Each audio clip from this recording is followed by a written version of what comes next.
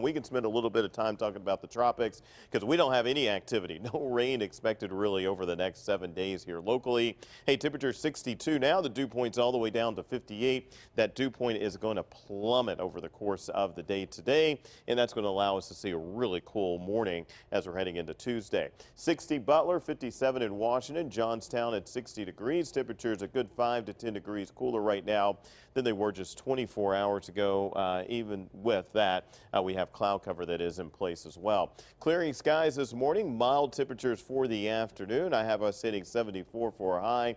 Break out the long sleeves. You're going to want them, especially tomorrow morning with temperatures down into the mid 40s expected for parts of our area. And we are dry, at least right now. High pressure moving in. That should keep us dry today, tomorrow. And I did stick in a 20% chance for rain on Wednesday as a cold front pushes through. But we're really expected to be dry on Wednesday as well. 74 your expected high temperature today. Here's how I think things break down. I want to go over and just kind of quickly show you the 7-day outlook, including that 45. That's in Pittsburgh for a morning low on Tuesday morning.